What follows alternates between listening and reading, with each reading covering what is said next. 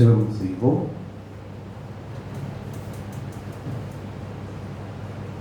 கர்த்தரை துதியுங்கள், அவர் நல்லவர், அவர் கிருபை என்றும் உள்ளது. சேனைகளின் கர்த்தர் நம்மோடு இருக்கிறார். யாக்கோபின் தேவன் நமக்கு உயர்ந்த அடைக்கலமானவர். அன்பின் பரலோக பிதாவே, இந்த மனமகிழ்ச்சியான இந்த காலை வேளைக்காய் தேவனுக்கு நன்றி செலுத்துகிறோம். எங்கள் ஆயுளிலே இந்த புதிய ஒரு நாளை நாங்கள் காணும்படிக்கு ஆண்டவர் கொடுத்த கிருபைக்காய் தேவனுக்கு நன்றி செலுத்துகிறோம். இந்த புதிய நாளின் கிருபைகளை நாங்கள் பெற்றுக்கொள்ளும்படி ஒரு சமூகத்தில் வந்திருக்கிறோம். எங்களோடு இடைபடுவீராக, பேசுவீராக. புது கிருபைகளினாலே எங்களை அலங்கரித்து அனுப்பும். இந்த நாளைக்குரிய எல்லா வழிநடத்துதலையும் தாரும். இந்த பிரசனத்தினால் எங்களை திருப்தியாகி அனுப்பும். தடைப்பட்ட ஒருவரையும் கொண்டு வாரும். இயேசுவின் நாமத்தில் ஜெபிக்கிறோம் நல்ல பிதாவே, ஆமென். ஆராதனை காரணமாகவும் தேவநாம மகிமைக்காகவும் யாரும் எழுதி நின்று கீதங்களும் கீர்த்தனைகளும் 126வது பாடலை பாடுவோம். பாவிவா பாவிவா பரநண்டையே. கீதங்களும் கீர்த்தனைகளும் 126வது பாடலை பாடுவோம். பாவிவா பாவிவா பரநண்டையேவா, பாவ பாரம் சுமந்தேளை தோணே நீவா, பாவ பாரம் சுமந்தேளை தோணே நீவா. பாவிவா பாவிவா திகையாதே நீவா, வரும் பாவியை ஓர்கோரும் தள்ளே நீவா, வரும் பாவியை ஓர்கோரும் தள்ளே நீவா. காணாதாட்டை மேய்ப்பன் தேடும் மாதிரி போல், நானே நல்ல மேய்ப்பன் உன்னை தேடி வந்தேன், நானே நல்ல மேய்ப்பன் உன்னை தேடி வந்தேன். தாகம் மீதுந்தோனே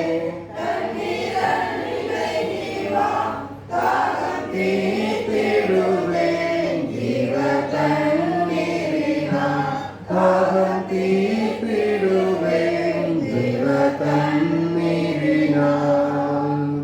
உந்தன் பாவத்துக்காய் நானே பாடுபட்டேன், எந்தனுக்கு உந்தன் நெஞ்சம் தந்திடவா, எந்தனுக்கு உந்தன் நெஞ்சம் தந்திடவா.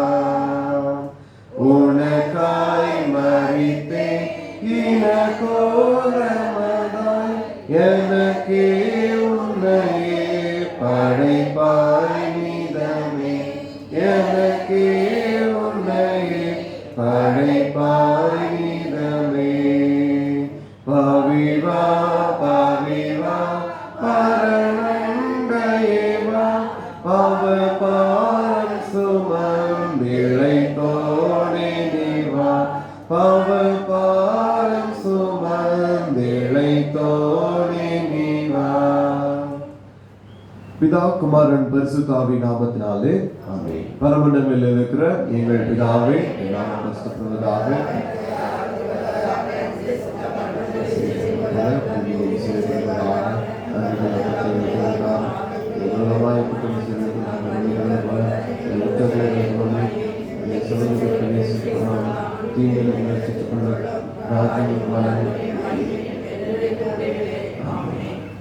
சங்கீதம் 51 முறையாய் வாசிப்போம். சங்கீதம் 51. தேவனே, உமது கிருபையின்படி எனக்கு இரங்கும், உமது மிகுந்த இரக்கங்களின்படி என் மீறுதல்கள் நீங்க என்னை சுத்திகரியும்.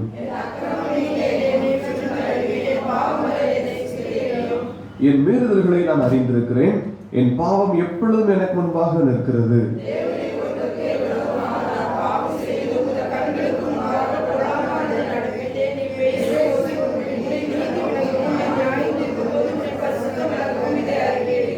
இதோ நான் துர்க்குணத்தில் உருவானேன், என் தாய் என்னை பாவத்தில் கற்பந்தரித்தாள்.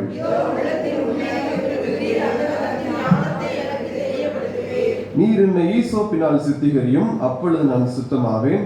என்னை கழுவியருளும், அப்பொழுது நான் உறைந்த மழையிலும் வெண்மையாவேன்.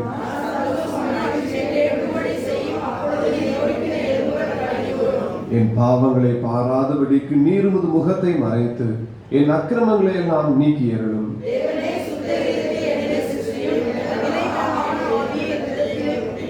உமது சமூகத்தை விட்டு என்னை தள்ளாமலும் உமது பரிசுத்த ஆவியை என்னிடத்திலிருந்து எடுத்துக்கொள்ளாமலும் இரும்.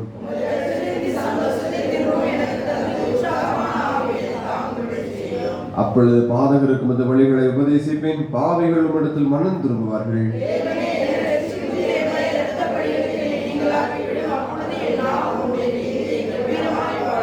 ஆண்டவரே, என் உதடுகளை திறந்தருளும், அப்பொழுது என் வாயுடைய புகழை அறிவிக்கும்.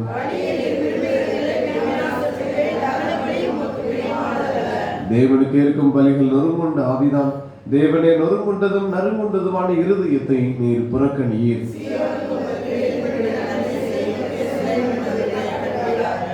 சேர்ந்து வாசிப்போம். அப்பொழுது தகன பலியும் சர்வாங்க தகன பலியும் ஆகிய நீதியின் பலிகளில் பிரியப்படுது. அப்பொழுது பீடத்தின் மேல் காளைகளை படைக்கிறார்கள். பிதாவுக்கும் குமாரனுக்கும் பரிசுத்த ஆவிக்கும் மகிமை உண்டாவதாக.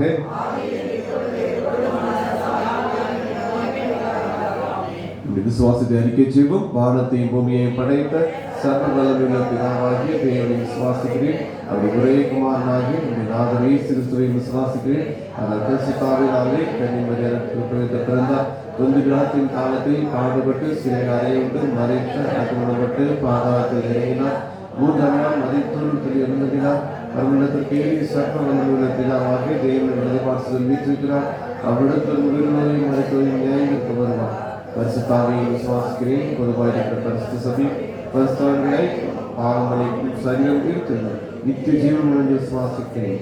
ஆமென். தேசபக்தர்கள்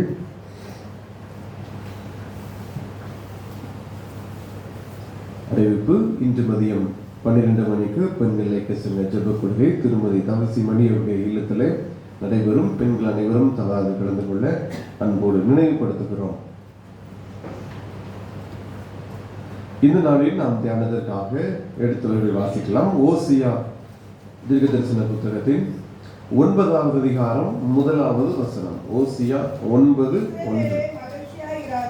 மற்ற ஜனங்களைப் போல் கலிகூடாதே, உன் தேவனை விட்டு நீ தூரம் போனாய். நானியும் போராடுகிற சகல கலங்களிலும் மணியத்தை நாடுகிறாய். மற்றும் ஒரு வசனம் ஓசியா 1:2.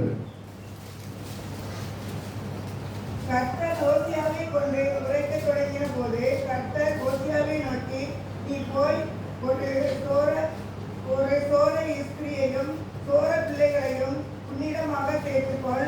தேசம் கர்த்தரை விட்டு விலகி சோரம் ஒழிக்கு என்றார்.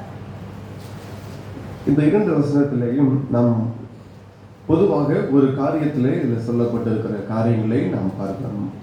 இது 4வது காரியமாக நாம் தியானிக்கிறோம். ஓசியாவினுடைய உருவகங்களிலே முதலாவது நாம் திருப்பி போடாத அப்பம் என்ற பயனற்ற வாழ்வு என்பதை பார்த்தோம். 2வதாக காட்டுக்கழுதை என்கிற ஒரு கட்டுப்படாத ஒரு வாழ்வை குறித்து பார்த்தோம். அடுத்தது பலனற்ற திராட்சை செடியை குறித்து நாம் பார்த்தோம். அது பலனற்ற ஒரு வாழ்வை நாம் பார்க்கிறோம், அல்லது கனியற்ற ஒரு வாழ்வு. இந்த நாளிலே நாம் இந்த 2 வசனங்களிலே பார்க்கிற பிரகாரமாய் தேவனை விட்டு சோரம் போன ஒரு வாழ்வு, தேவனை விட்டு சோரம் போகுதல், அல்லது வேசித்தனம், விபச்சாரம் என்றும் இதை சொல்லலாம். ஏனென்றால் நேசர் இயேசுவை ஆண்டவரை விட்டு போற எல்லா காரியங்களும் சோரம் போகுதல், வேசித்தனம் என்பதுதான் அர்த்தப்படுகிறது. ஓசியா அப்படிதான் அந்த காரியங்களை எல்லாம் அவர் எழுதி கொண்டு வருகிறார். நேசரை விட்டு பிரிந்து போகுதல் எல்லாமே இந்த பாவம் என்றும், இந்த பாவம் எல்லாமே நேசரை விட்டு மற்ற இடங்களிலே தேடி போகிற காரியங்கள், அது உலகத்திற்கு முக்கியத்துவம் கொடுத்து விட்டாலே அது சோரம் போகுதல் என்பதை சொல்கிறார். சோரம் போகுதல் என்பது வேசித்தனங்களை தான் அது குறிக்கிறதாக அமைகிறது. இந்த வசனத்திலே நான் பார்க்கிறோம். 9ஆம் வசனத்திலே உன் தேவனை விட்டு நீ சோரம் போனாய் என்று வசனம் சொல்கிறது. உன் தேவனை விட்டு நீ சோரம் போனாய். ஓசியா 1வது அதிகாரம் 2ஆம் வசனத்திலே கடைசி பகுதி, தேசம் கர்த்தரை விட்டு விலகி சோரம் போயிற்று. அங்கே நீ போனாய் என்று சொல்லப்பட்டிருக்கிறது. இங்க தேசமே கர்த்தரை விட்டு சோரம் போகிற காரியங்களை சொல்லப்பட்டிருக்கிறது. இது விவிலியத்தில் எப்படி சொல்லப்பட்டிருக்கிறது என்றால் 9ஆம் அதிகாரத்தினுடைய முதல் வசனத்தை நான் வாசிக்கிறேன். இஸ்ரவேலே, நீ களிப்புறாதே, மற்ற மக்களை போல் நீ அக்களிக்காதே, உன் கடவுளை கைவிட்டு நீ வேசி தொழில் புரிந்தாய். கதிரடிக்கும் களம் எல்லாம் நீ விளைமகளின் கூலியை நாடுகின்றாய் என்று வசனம் சொல்கிறது. அப்படியானால் கர்த்தரை விட்டு விட்டு நாம் விலகி போகிற காரியங்கள் எல்லாமே அங்கே வேசித்தனங்களுக்கு தான் ஒப்பிடப்படுகிறது. அப்படிதான் நாம் புரிந்து கொள்ள வேண்டும். கர்த்தர் நம்மோடு கூட இருக்க, அவர் நமக்காக இருக்க, நாம் அவரை விட்டு விட்டு மற்ற உலகத்தின் காரியங்களுக்கு, பாவங்களுக்கு நாம் இடம் கொடுத்து விட்டால் ஆண்டவரை விட்டு விட்டு செல்கிறோம் என்று அர்த்தம். ஒரு கணவரை விட்டு விட்டு தனியாக செல்லுதல் அல்லது வேறு காரியங்களுக்கு இடம் கொடுத்தல் அது வேசித்தனத்தை குறிக்கிறது. ஆனபடினாலே நாம் பாவம் செய்கிற பொழுது சோரம் போகிறோம் என்று அர்த்தம். தேவனை விட்டு விட்டு நாம் சோரம் போகிறோம் என்பது அர்த்தம். யாத்ராகமத்தின் புத்தகம் 34வது அதிகாரத்தின் 15வது வசனம். யாத்ராகமம் 34:15. அந்த சமூகம் என்னோட கூட செல்லாமல் போனால் எங்களை விடத்திலிருந்து கொண்டு போகாதிருக்கும். அவர்கள் தங்கள் தேவர்களை சோரமாக்கமாய் பின்பற்றி தங்களுடைய தேவர்களுக்கு பலியிடுவார்கள். ஒருவன் உன்னை அழைக்கையில் நீ போய் அவன் பலியிட்டதை புசிப்பாய். இங்கே சொல்லப்பட்டு கொண்டு வருகிறது மோசேக்கு இந்த இஸ்ரவேல் ஜனங்களை குறித்ததான காரியங்களிலே இப்படி நீங்க தேசங்களோடு விட்டு தேசம் போகிற பொழுது மற்ற ஜனங்களோடு நீங்கள் எதை செய்யக்கூடாது என்றால் உடன்படிக்கை செய்யக்கூடாது. நீங்கள் அவர்களோடு சமாதான உடன்படிக்கை செய்யக்கூடாது. ஏனென்றால் அவர்களை அழித்து விட வேண்டும் என்பதுதான் கர்த்தருடைய வார்த்தை. நீங்கள் போகிற பொழுது ஒரு பட்டணத்தில் இருக்கிற ஜனங்களை நீங்கள் துரத்தி விட வேண்டும், அவர்களை அழிக்க வேண்டும். இல்லை என்றால் உடன்படிக்கை செய்துவிட்டால் நீங்கள் அவர்கள் வழிகளை கற்றுக்கொள்வீர்கள். அவர்கள் பாவங்கள் செய்கிறவர்கள், கர்த்தரை விட்டு சோரம் போகிறவர்கள், உலகத்தின் ஜனங்கள் சோரம் போகிறவர்கள், நீங்கள் அதை பின்பற்றி விடுவீர்கள். ஆகவே நீங்கள் அழிக்க வேண்டும் என்பதை கர்த்தர் சொல்கிறார். அவர்கள் உலக மனிதர்களோடு கூட நாம் ஒப்புரவாகி அவர்களுக்கோடு நாம் நடந்து கொண்டிருந்தால் கர்த்தரை விட்டு நாம் விலகுகிறோம் என்பது ஒரு அர்த்தம். லேவியராகமம் 17வது அதிகாரம் 7வது வசனம். லேவியராகமம் 17:7. தாங்கள் சோரமார்க்கமாய் பின்பற்றுகிற பேய்களுக்கு அவர்கள் பலிகளை செலுத்தாதிருப்பார்களாக. இது அவர்கள் தலைமுறை தோறும் அவர்களுக்கு நித்திய கட்டளையாய் இருக்கிறது. கர்த்தர் ஒரு நித்திய கட்டளையை அவர்கள் மத்தியில ஏற்படுத்துகிறதை அங்கு கர்த்தருக்கென்று பலி செலுத்துகிற காரியங்களை எல்லாம் சொல்லி இதைதான் அவர்கள் செய்ய வேண்டும். சோரம் மார்க்கமாய் கர்த்தரை விட்டு விட்டு எந்த காரியத்திற்கும் போகக்கூடாது என்று அவர்கள் சொல்கிறார். இப்படி பேய்களுக்கு தங்களுடைய பலிகளை செலுத்தக்கூடாது. பேய்கள் என்பது உலகத்தின் காரியங்களையும் நமக்கு சேர்த்து குறிக்கிறது. உலகத்தின் ஆசைகளும் உலகத்தின் காரியங்களுக்கும் நாம் முக்கியத்துவம் கொடுக்கக்கூடாது. அதற்கு நாம் சேவை செய்து கொண்டிருக்க கூடாது. கர்த்தரிடத்திலே மாத்திரம் நிலைத்திருக்க வேண்டும் என்பதை அங்கு குறிக்கிறது. அதை கர்த்தர் நித்திய கட்டளையாக நீங்கள் அது இருக்க கடவுது என்று சொல்லியிருக்கிறார். அது ஒரு நாள் 2 நாள் வந்த ஜனங்களுக்கு மாத்திரமல்ல, என்றென்றும் உள்ள நித்திய கட்டளை. நீங்கள் ஒரு நாளும் நேசரை விட்டு கர்த்தரை விட்டு சோரம் போகவே கூடாது என்பதை இங்கு நாம் குறிக்கிறதாய் பார்க்கலாம். உபாகமம் 37ஆம் அதிகாரம் 31:16வது வசனம்.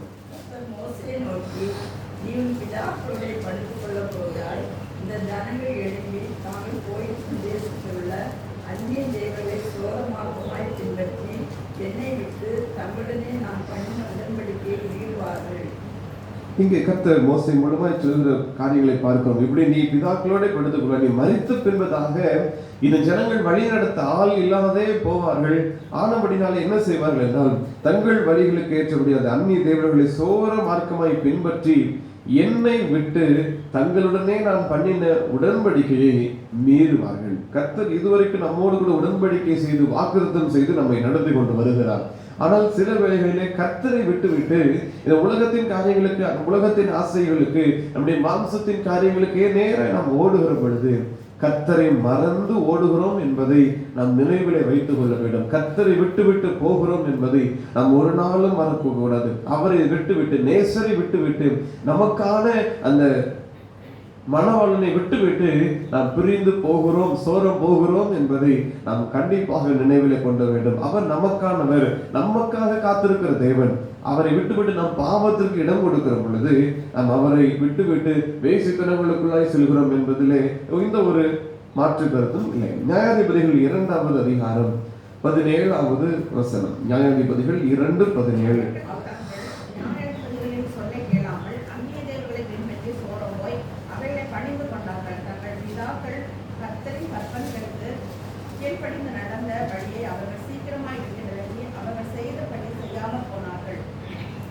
கர்த்தருடைய வசனங்கள் கைகளில் இருக்கிறது, கை கொள்ளும்படி அவர் கட்டளையிட்டு இருக்கிறார், அதை கரங்களிலே கொடுத்திருக்கிறார். ஆனால் ஜனங்கள் என்ன செய்தார்கள்? சீக்கிரமாய் விட்டு விலகி போனார்கள். உலகத்தின் காரியங்கள் தங்களுடைய இருதயத்திற்குள் வந்ததும் அது சோர மார்க்கமாய் அவர்கள் போய் கர்த்தருடைய வார்த்தையை சீக்கிரமாய் விட்டு விலகி அவர்கள் செய்யாமல் போனார்கள். கர்த்தருடைய வசனத்தின்படி அவர்கள் கை கொண்டு வந்ததை விட்டு அதை செய்யாமல் போனார்கள். வசனத்தின்படி நடக்க வேண்டும், பரிசுத்தமாய் நடக்க வேண்டும் என்பது ஆண்டவருடைய வழி. ஆனால் உலகத்தின் ஆசைக்கு வருகிற பொழுது, இந்த கர்த்தருடைய வழிகளை விட்டு நாம் விலகி போகிற பொழுது, இந்த நேசருடைய இருதயம் தன்னுடைய ஸ்திரீக்காக அது துக்கப்படுகிறதா இருக்கிறது. இந்த இஸ்ரவேலின் கர்த்தருடைய இருதயம் தன் ஜனங்கள் விலகி போனதை குறித்து துக்கப்படுகிறதாக அமைகிறது. ஜனங்கள் இங்கே பாருங்கள், நியாயாதிபதிகள் என்று ஏற்படுத்தப்பட்டிருக்கிறார்கள். அவருடைய சொல்லை கேளாமல் அவர்கள் அந்நிய தேவர்களை பின்பற்றி சோரம் போனார்கள். நாமும் கூட இந்த வேத வசனங்களுக்கு நாம் செவி கொடாமல், நியாயாதிபதிகளுக்கு அவர்கள் செவி கொடுக்கவில்லை, அவர்கள் சொல்லை கேட்கவில்லை. நமக்கு கொடுத்திருக்கிற வேத வசனம் தான் நமக்கு நியாய தீர்ப்பது. இது வேத வசனத்தினுடைய வார்த்தைகளை நாம் கேளாமல் உலகத்தின் காரியங்களுக்கு, நம்முடைய விருப்பங்களுக்கெல்லாம் நாம் செய்து கொண்டு சோரம் போனால், கர்த்தரை விட்டு நாம் பிரிந்து விட்டால், இந்த வார்த்தைகளுக்கெல்லாம் நாம் விட்டு விலகி அவருக்கு கீழ்ப்படியாமல் போகிற பொழுது அவருடைய தண்டனைக்கு நாம் பாத்திரராய் மாறி போகும். எரேமியா 2வது அதிகாரம் 2வது வசனம். எரேமியா 2:2. சொல்ல வேண்டியது என்னவென்றால், விதைக்கப்படாத தேசமாகிய வனாந்தரத்திலே நீ என்னை பின்பற்றி வந்த உன் இளவரின் பக்தியையும் நீ வாழ்க்கைப்பட்டபோது உனக்கிருந்த நேசத்தையும் நினைத்திருக்கிறேன் என்று கர்த்தர் சொல்லுகிறார். இந்த எருசலேமின் செவிகள் கேட்கும்படி சொல்லப்படுகிற வார்த்தைகளாய் இந்த வார்த்தைகள் இருக்கிறது. விதைக்கப்படாத தேசமாகிய வனாந்தரத்திலே நீ பின்பற்றி வந்த பொழுது இருந்த உன் இளவயதின் பக்தி, நீ அதை விட்டுவிட்டாய் என்று உன் மீது குறை உண்டு என்று கர்த்தர் பார்க்கிறார்.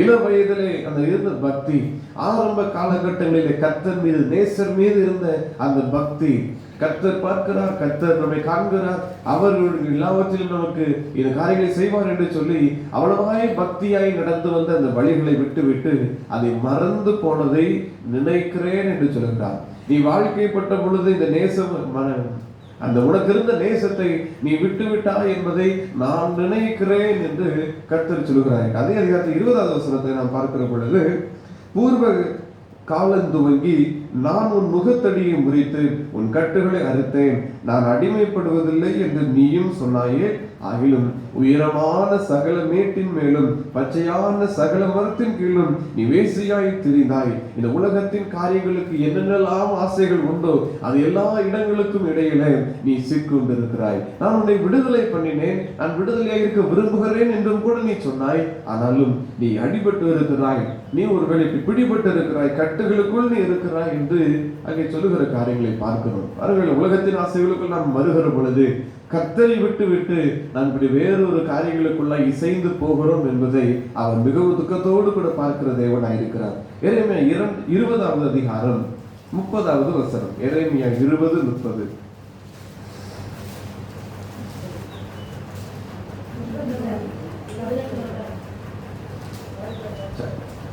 எசேக்கியேல் 16வது அதிகாரம்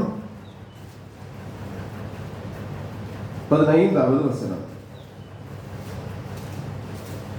நீயோ வென்றால் உன் அளவை நம்பி உன் கீர்த்தியினால் சோகமாக்கமாய் நடந்து வழிபோக்கரில் உனக்கு நேரப்பட்ட யாவரோடு பேசித்தர பண்ணி, வழி போகிற உனக்கு நேர்பட்ட யாவருக்கோடு கூட இந்த வாழ்க்கை பிரயாணத்தை ஓடிக்கொண்டிருக்கிறாய், உனக்கு நேர்பட்ட எல்லா விஷயங்களோடு கூட இணைந்து போகிற காரியங்கள் அதுதான் சொல்லப்பட்டிருக்கிறது இங்கு. நீயோ வென்றால் உன் அழகை நம்பி, தன்னுடைய ஞானம், தன்னுடைய செல்வம், தன்னுடைய காரியங்கள், தன்னுடைய எண்ணங்கள், இருதயத்தின் யோசனைகள், தன்னுடைய ஆசைகள் என்று இதை நம்பிக்கொண்டு இதன்படி சோர மார்க்கமாய் நடந்து வழி போக்கரில் நேர்பட்ட எல்லா காரியங்களையும் உனக்கு பிரியமானவைகளை செய்தாய் என்று கர்த்தர் இங்கே சொல்லுகிறார். பாருங்கள், இருதயத்திற்கு ஏற்றபடியெல்லாம் நாம் நடப்போம், ஆனால் இந்த கர்த்தருடைய ஆசீர்வாதங்களை விட்டு நாம் விலகி போவோம், அவருடைய நியாய தீர்ப்புக்கு நாம் ஆளாகிவோம். பாருங்கள், பின்பு தொடர்ந்து வருகிற வசனங்களிலே பார்த்தால் இது அருவருப்பான காரியங்கள் 34ஆம் வசனம் வரைக்கும் கர்த்தரை விட்டு சோரம் போன, இன்னும் அவரை விட்டு இவ்வளவாய் துரோகம் பண்ணின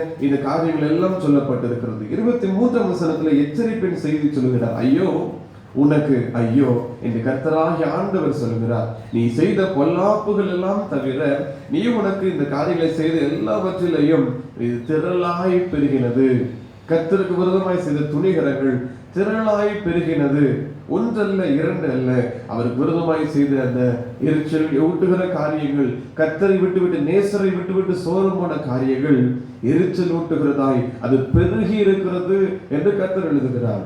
நாம் நம்முடைய வாழ்க்கைகளை திரும்பி பார்த்து அதை சீர்படுத்த வேண்டும். கர்த்தருக்கு விரோதமாய் நாம் செய்திருக்கிற பாவங்கள் அதிகமாயிருக்கும், ஆனால் துணிகரம் கொண்டு நாம் செய்திருப்போம், ஆனால் சிறிய சிறிய காரியங்களை செய்திருந்தாலும் அது பெருகி இருக்கும். இவைகளுக்காய் தேவ சமூகத்திலே நாம் மன்றாடுகிறவர்களாக இருக்க வேண்டும். 23வது அதிகாரம் எசேக்கியேல் 23 2-3 வசனங்களிலே, மனுபுத்திரனே, ஒரே தாயின் குமாரத்திகளாகிய 2 ஸ்திரீகள் இருந்தார்கள். அவர்கள் எகிப்திலே வேசித்தனம் பண்ணினார்கள், தங்கள் இல்லப்பிரயாத்திலே வேசித்தனம் பண்ணினார்கள். அங்கே அவர்களுடைய ஸ்தனங்கள் அழுக்கப்பட்டு அவர்களுடைய கன்னிகையின் கொங்கைகள் தொடப்பட்டது. இன்னும் தொடர்ந்து இந்த வசனங்களில் நாம் பார்க்கிறபடி கர்த்தருடைய வார்த்தை உண்டான இந்த எசேக்கியேல் தீர்க்கதரிசி மூலமாய் சொல்லப்பட்ட காரியம், சோரம் போனதற்காக கர்த்தருக்கு மீது வருகிற அந்த தேவ கோபம், அவர்கள் அடைகிற எரிச்சலின் விளைவுகள் எல்லாம் அதில் தொடர்ச்சியை சொல்லப்பட்டிருக்கிறது. எவ்வளவாய் கர்த்தரை விட்டு பின் சென்றோம் என்பது விளக்குகிற வசனங்களாக இருக்கிறது. கர்த்தருக்கு விரோதமாய் துணிகரம் கொண்டு செய்த பாவங்கள்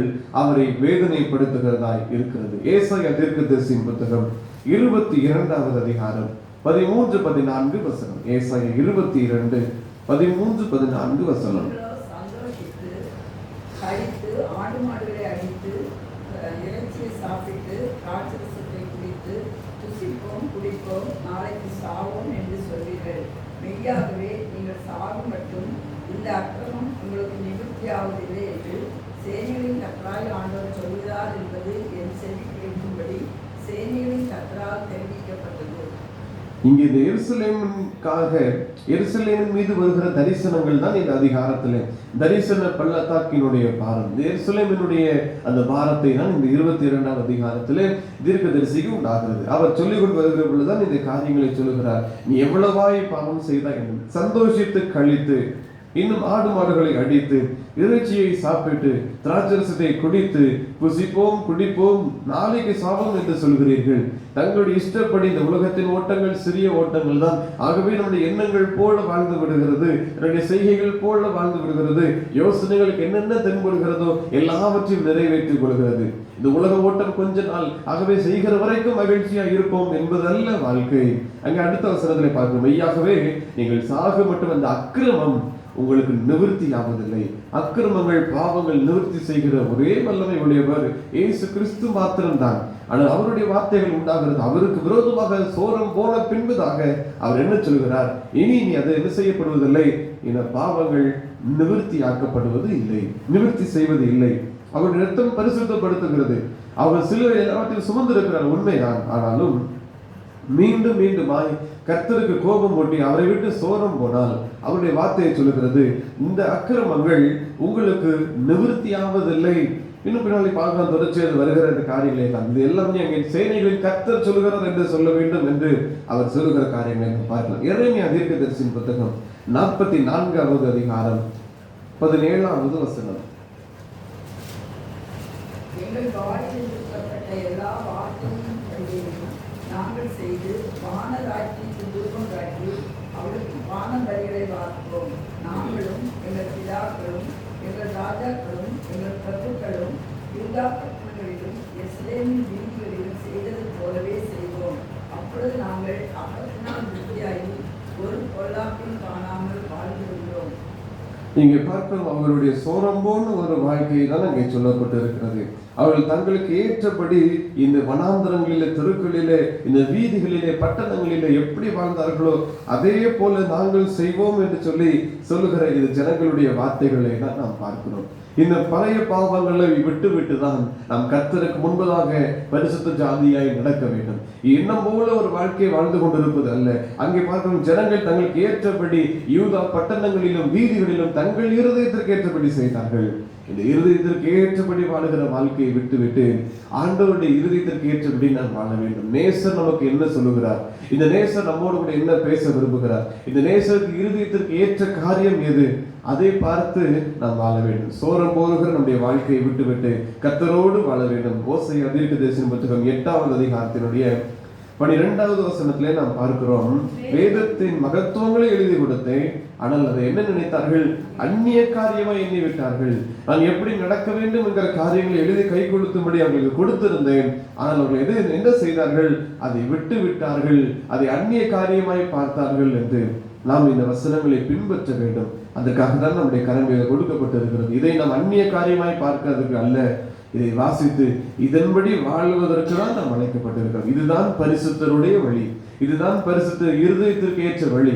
இந்த வழியிலே நாம் நடக்க வேண்டும். இதை விட்டு எந்த வழியிலே நாம் போனாலும் அதுதான் சோரம் போகிற வழி, அதுதான் வேசித்தனம் செய்கிற வழி. இந்த வசனங்களை விட்டு எந்த வழியிலே நாம் தாறுமாறாய் போகிறோமோ, இந்த வசனத்துக்கு எதிராக எந்த வழியிலே நாம் சென்றாலும் அது சோரம் போகிற ஒரு வழிதான். கலாத்தியர் 5வது அதிகாரத்தினுடைய 19ஆம் வசனம் முதல் 21ஆம் வசனம் வரைக்கும் இந்த கிரியைகளை குறித்து பார்க்கிறோம். மாம்சத்தின் கிரியைகளை தான் பார்க்கிறோம். இது எல்லாமே கர்த்தருக்கு விரோதமான வழிகள், நேசருக்கு விரோதமான வழிகள். இந்த வழிகள் நமக்குள் காணப்படுமானால் நாம் கர்த்தரை விட்டு சோரம் போகிறோம், பாவத்தின் வழிகளுக்குள் செல்லுகிறோம், ஆக்கினை தீர்ப்புக்கான வழிகளுக்குள் செல்லுகிறோம் என்று அர்த்தம். பாருங்கள், அதிலே விபச்சாரம், வேசித்தனம், அசுத்தம், காமவிகாரம், விக்கிரக ஆராதனை. விக்கிரக ஆராதனையில் நான் சொல்லியிருக்கிறேன், கர்த்தரை விட்டு விட்டு வேறு எந்த பொருளுக்கு முதலிடம் கொடுத்தாலும் அது விக்கிரக ஆராதனை. சிலை வைத்து வழங்கினால் மாத்திரம் விக்கிரக ஆராதனை அல்ல.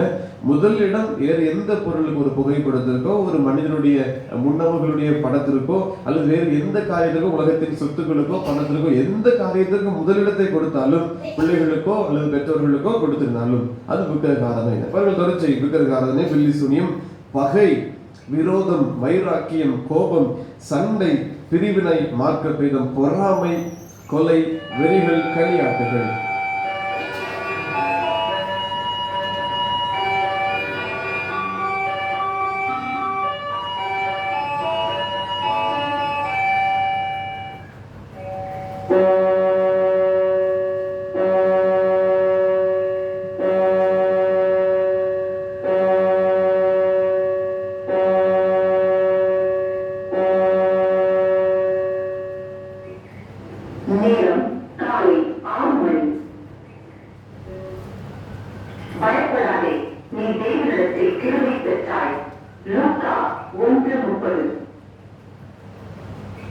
இந்த காரியங்கள் எல்லாம் நம்ம இடத்துல காணப்படும். ஆனால் கர்த்தருக்கு விரோதமாய் நாம் இருக்கிறோம், சோரம் போகிறோம் என்று அர்த்தம். நேசரை விட்டு விட்டு சோரம் போகிறோம் என்று அர்த்தம். இந்த காரியங்கள் நமக்குள் காணப்படாதபடி நம்ம எச்சரிக்கையாக இருக்க வேண்டும். 1 யோவான் 3வது அதிகாரம் 4வது வசனம். 1 யோவான் 3வது அதிகாரம் 4வது வசனம். நியாயப்பிரமாணத்தை மீறுகிறதே பாவம். எது கர்த்தருக்கு விரோதமாய் செய்கிற வழி, எது சோரம் போகிற வழி என்றால் நியாயப்பிரமாணத்தை மீறுகிறது தான் கர்த்தருக்கு விரோதமாய் இருக்கிற வழி. இந்த வசனத்தை விட்டு தவறாய் செய்கிற எல்லா வழிகளும் அது சோரம் போகிற ஒரு வழி. வசனத்திற்கு தான் நாம் செவி சாய்க்க வேண்டும், வசனத்தின்படி நடக்க வேண்டும். வசனத்தை வாசிக்கிறோம், தியானிக்கிறோம், கேட்கிறோம், எல்லாம் இதெல்லாம் இருந்தாலும் இந்த வசனத்தின்படி நாம் கை கொள்ளவில்லை என்றால், இந்த வசனத்தை மீறிவிட்டால் அதுதான் சோரம் போகிற வாழ்க்கை, அதுதான் பாவத்தின் வாழ்க்கை. ஆனாலும் கர்த்தருடைய வார்த்தை என்ன சொல்கிறது? ரோமர் 5வது அதிகாரத்தினுடைய 20வது வசனத்தின் பின்பகுதி, பாவம் பெருகின இடத்தில் கிருபை அதிகமாய் பெறுகிறது. அப்படி கிருபையும் பெருகுகிறது. இந்த முதலில் யோசிய தீர்க்கதரிசி சொல்லுகிறார், எத்தனை முறை சோரம் போனாலும் நான் உன் மீது அன்பா இருக்கிறேன், நேசமா இருக்கிறேன், மீண்டும் திரும்பி வா. நீ எவ்வளவு சோரம் போனா என்னை விட்டு, நேசனாகிய நான் காத்திருக்கிறேன், மீண்டும் திரும்பி வா என்று சொல்லி தன்னுடைய மனைவி ஸ்திரீயின் இடத்திலே அந்த ஓசிய தீர்க்கதரிசி இந்த காரியங்களை சொல்லுகிறார், பேசுகிறது போல சொல்லுகிறார். பாருங்கள், கர்த்தருடைய அன்பு இப்படிதான் இருக்கிறது. நம்ம எவ்வளவு கர்த்தரை விட்டு விலகி பாவம் செய்தாலும் பாவம் பெருகின இடங்களிலே கிருபை ஆகிய அதிகமாய் பெறுகிறது. நம்மை மீட்கும்படிக்காக கிருபையும் பெருகுகிறது. அவன் திரும்பி வந்து தெய்வ சமூகத்திலே நம்மை ஒப்புரவாக்கிக் கொள்வதும், இனி அவருடைய வழியில் நடப்பேன் என்று அவரோடு ஐக்கியப்படுத்தி நம்ம கொள்வதும் தான் அது ஆசீர்வாதங்களை பெற்றுக்கொள்கிற வழி.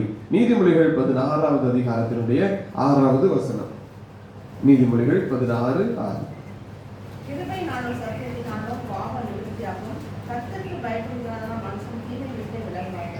நேசர் பார்க்கிறார், கர்த்தர் பார்க்கிறார் என்கிற ஒரு பயம் ஒரு மனுஷனுக்குள் வந்து விட்டால் அவன் சோரம் போற வழியை விட்டு அவன் திரும்பி விடுவான், தீமையை விட்டு அவன் விலகுவான்.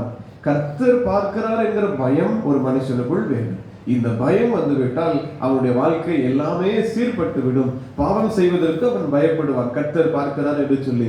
தவறான வழிகளிலே போவதற்கு அவன் பயப்படுவான், கர்த்தர் பார்க்கிறார் என்று சொல்லி. கர்த்தருக்கு விரோதமாக எந்த ஒரு பாவமும் செய்வதற்கு அவன் பயப்படுவான். தேவன் பார்த்து கொண்டே இருக்கிறார், அவர் தன்னுடைய நேசர், அவரின் மீது அன்பு வைத்திருக்கிறார், அவர் எனக்காய் அடிக்கப்பட்டிருக்கிறார், அவர் பார்ப்பார் என்று சொல்லி அவன் தெய்வ பயத்தோடு இருப்பான். தெய்வ பயத்தோடு இருக்கிறவன் இந்த பாவத்திற்கு ஒரு நாளும் இசைந்து போவதில்லை. சோரம் போகிற வழியில் அவன் ஒரு நாளும் இருப்பதில்லை. கிருபையினாலும் சத்தியத்தினாலும் பாவம் நிவர்த்தியாகும்.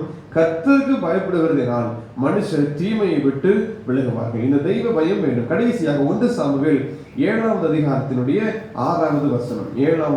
1 சாமுவேல் 7வது அதிகாரம் 6வது வசனம். அவர்கள் அப்படியே மிஸ்பாவிலே கூடி வந்து தண்ணீர் கொண்டு கர்த்தருடைய சந்நிதியில் விட்டு அன்றைய தினம் உபவாசம் பண்ணி கர்த்தருக்கு விரோதமாய் பாவம் செய்தோம் என்று அங்கே சொன்னார்கள். மிஸ்பாவிலே சாமுவேல் இஸ்ரவேல் புத்திரரை நியாயம் விசாரித்து கொண்டிருந்தான். இந்த ஜனங்கள் சொல்கிறார்கள், கர்த்தருக்கு விரோதமாய் பாவம் செய்தோம் என்று அறிக்கை செய்கிறார்கள். கர்த்தருக்கு விரோதமாய் பாவம் செய்தார்கள், ஆனால் யாருக்கு விரோதமாய் செய்தார்கள்? அங்கே அறிக்கை செய்கிறார்கள், ஆண்டவரே உமக்கு விரோதமாய் நாங்கள் பாவம் செய்தோம். தாவீதும் கூட அதான் சொல்லுகிறார், சங்கீதம் 51 உமக்கு விரோதமாய் பாவம் செய்தேன் என்று. நாமும் கூட எந்த காரியத்தை செய்தாலும், உலகத்தின் காரியங்களுக்கு செய்தாலும், அது யாருக்கு விரோதமா என்றால் கர்த்தருக்கு விரோதமாய் செய்கிறோம். வசனத்தின்படி நடந்தால் கர்த்தரோடு நடக்கிறோம், வசனத்தை விட்டு விலகினால் இதை கர்த்தருக்கு விரோதமாய் செய்கிறோம். கர்த்தருக்கு விரோதமாய் செய்தால் அதற்கேற்ற தண்டனைகளை நாம் பெற்றுக்கொள்ள வேண்டும். ஆகவே தெய்வ கிருபைக்காக தான் நாம் இரக்கம் பாராட்ட வேண்டும். அவருடைய சமூகத்திலே அவருடைய கிருபைக்காய் காத்திருக்க வேண்டும். கர்த்தருக்கு விரோதமாய் பாவம் செய்தோம் என்று அறிக்கையிட்டு தேவன் பக்கமாய் திரும்ப வேண்டும். ஓசியா 3வது அதிகாரத்தை அதில் சொல்கிறார், நான் காத்திருக்கிறேன், உனக்காய் காத்திருக்கிறேன், திரும்பி வா, உனக்காய் காத்திருக்கிறேன் என்று நேசருடைய சத்தம் சொல்லுகிறது. அப்படினாலே கர்த்தர் நமக்காய் காத்திருக்கிறார், நம்ம ஏற்றுக்கொள்ளும்படி காத்திருக்கிறார். எவ்வளவாய் விலகி இருந்தாலும் அன்றைய உமக்கு விரோதமாய் பாவம் செய்தோம் என்று சொல்லி அறிக்கை செய்து அவரோடு கூட இணைந்து கொள்வோம். சோரம் போன வழிகளை விட்டுவிட்டு அவரோடு வாழுகிற வாழ்வுக்கு நாம் ஒப்பு கொடுப்போம். கர்த்தர் நம்மை நடத்துவாராக. ஆமென். ஜெபம் செய்வோம். அன்பின் கர்த்தாவே, இந்த வேளைக்காய் தேவனுக்கு நன்றி செலுத்துகிறோம். இந்த நாளிலும் நாங்கள் தியானித்த பிரகாரமாய் கர்த்தருக்கு விரோதமாய் சோரம் போன ஜனங்களாய் நாங்கள் இந்த உலகத்திலே வாழ்ந்து கொண்டிருக்கிறோம். அந்தவரை சிந்தனைகளினாலே ஏராளமான பாவங்களை செய்திருக்கிறோம், இருதயத்திலே ஏராளமான பாவங்களை நாங்கள் செய்திருக்கிறோம், வார்த்தையினாலே ஏராளமான பாவங்களை செய்திருக்கிறோம், அதாவது செயல்களினாலே ஏராளமான பாவங்களை செய்திருக்கிறோம். இந்த பாவங்கள், குற்றங்கள் எல்லாம் எதை குறிக்கிறது என்றால் இயேசுவை விட்டு நாங்கள் சோரம் போன வாழ்க்கையை குறிக்கிறது. இயேசுவை விட்டு நாங்கள் அவருக்கு விரோதமாய் செய்த குற்றங்களை சொல்லுகிறது. இயேசுவை விட்டு அவருக்கு விரோதமாய் நாங்கள் வேசித்தனம் செய்கிறதை குறிக்கிறது. நேசர் எங்களுக்காக இருக்க நாங்கள் அவரை விட்டு துணிகரம் கொண்டு நாங்கள் பாவம் செய்வதை குறிக்கிறது. ஆண்டவரே, இந்த வசனத்தை விட்டு நாங்கள் விலகாதபடி இருக்க எங்களுக்கு கிருபை செய்யுங்க. உலகத்தின் பாவங்களுக்கு நாங்கள் செவி கொடுக்காமல் இருக்க கிருபை செய்யுங்க. உலகத்தின் பாவங்களுக்குள் நாங்கள் இணைந்து போகாதபடி எங்களின் நேசர் பார்க்கிறார், எங்கள் கர்த்தர் பார்க்கிறார், என்னுடைய கணவர் பார்க்கிறார், நேசர் பார்க்கிறார் என்கிற ஆண்டவரே இந்த பயம் ஒவ்வொருவருக்குள்ள தந்துள்ளதாக. கர்த்தருக்கு பயப்படுகிறதினாலே தீமையை விட்டு நாங்கள் விலக எங்களுக்கு கிருபை செய்துள்ளவீராக. கர்த்தருக்கு பயப்படுகிற பயத்தை எங்கள் ஒவ்வொருவருக்கும் தந்துள்ளவீராக. நீங்கள் ஆண்டவர் பார்க்கிறார், எங்கள் நேசர் பார்க்கிறார் என்று சொல்ற ஒரு எண்ணத்தோடு இந்த உலகத்தில் நாங்கள் பரிசுத்தமாய் வாழ கிருபை செய்வீராக. அழைத்தவர் பரிசுத்தராக இருக்கிறது போல நீங்களும் பரிசுத்தராயிருங்கள் என்று சொன்ன வார்த்தை பிரகாரமாய் அழைத்தவர் பரிசுத்தர். ஆண்டவரை நாங்களும் பரிசுத்தராக இருக்க கிருபை செய்யுங்க. எங்கள் ஆண்டவர், எங்கள் தேவன், எங்கள் நேசர் பரிசுத்தம் உள்ளவர், அவர் பாவம் செய்யாதவர், அவர் உன்னதர். அவருடைய வழியை நாங்கள் பின்பற்ற கிருபை செய்யுங்க. இந்த உலகத்தின் பாவங்களும் இந்த உலகத்தின் காரியங்கள் ஆசைகளும் எங்களுக்குள் வந்துவிடக்கூடாது. பரிசுத்த ஜாதியாய் நாங்கள் வாழ்வதற்கு எங்களுக்கு உதவி செய்திருவீராக. கர்த்தரை விட்டு சோரம் போகாதிருக்க கிருபை செய்யுங்க. உம்மை விட்டு ஒரு நாளும் விலகி போகாதிருக்க கிருபை செய்யுங்க. நீர் எங்களுக்காய் அடிக்கப்பட்டிருக்கிறீர், எங்களுக்காய் நொறுக்கப்பட்டிருக்கிறீர், கடைசி தொட்டு இரத்தம் வரைக்கும் அன்றைய சிலுவையில் எங்களுக்காய் ஜீவனை விட்ட தேவன். இந்த அன்பை விட்டு உம்மை விட்டு நாங்கள் சோரம் போகாதிருக்க கிருபை செய்யுங்க. இவ்வளவாய் அன்பு கூர்ந்திருக்கிறீர், இந்த அன்பை மறந்து உலகத்தின் சிற்றின்பங்களுக்கு நாங்கள் இடம் கொடுத்து விடாதிருக்க கிருபை செய்யுங்க. சிந்தனையிலும் வார்த்தையிலும் செயல்களிலும் எந்த வித கர்த்தரை துக்கப்படுத்திடக்கூடாது. ஆண்டவரே, எங்களுக்கு கிருபை செய்வீராக. பரிசுத்தமாய் வாழவும் உமக்கு பிரியமாய் வாழவும் கிருபை செய்யுங்க. உங்களுடைய கரங்களை எங்களை தாழ்த்தி ஒப்புக் கொடுக்கிறோம். இந்த நாளின் பணிகளை கர்த்தர் ஆசீர்வதிங்க. பிரயாணங்கள் ஒவ்வொன்றையும் கர்த்தர் வாய்க்க பண்ணுங்க. அதவரை விசேஷ ஞானத்தையும் கிருபையும் கொடுத்து இந்த நாளின் காரியங்களிலே கர்த்தர் நீர் வழி நடத்துவீராக. உமக்கே மகிமை உண்டாகட்டும். ஆலயத்தின் கட்டுமான பணிகளுக்கான காரியங்கள் தொடர்ந்து சென்றின் பணிகள் தடையில்லாமல் நடைபெறுவதற்கு கிருபை செய்யுங்க. பணியாளர்களுக்கு வேண்டிய பாதுகாவலை கர்த்தர் கட்டளையிடுங்க. உமக்கே மகிமை உண்டாகட்டும். எங்களை ஒப்புக் கொடுக்கிறோம். இயேசுவின் நாமத்தில் ஜெபிக்கிறோம் நல்ல பிதாவே. ஆமென். நம்முடைய கர்த்தராகிய இயேசு கிறிஸ்துவினுடைய கிருபையும் பிதாவாகிய தேவனுடைய அன்பும் பரிசுத்த ஆவியானவருடைய ஐக்கியமும் நம் அனைவரோடும் கூட எப்போதைக்கும் இருப்பதாக. ஆமென். சிலுவை அண்டையில் நம்பி வந்து நிற்கையில் பாவ பாரம் நீங்கி வாழ்வடைந்தேன். எந்த நேரமும் எனதுள்ளத்திலும் பேரானந்தம் பொங்கி பாடுவேன். கர்த்தர் உங்களோடு இருப்பாராக. தெய்வ சமாதானத்தோட சென்று வருவோம்.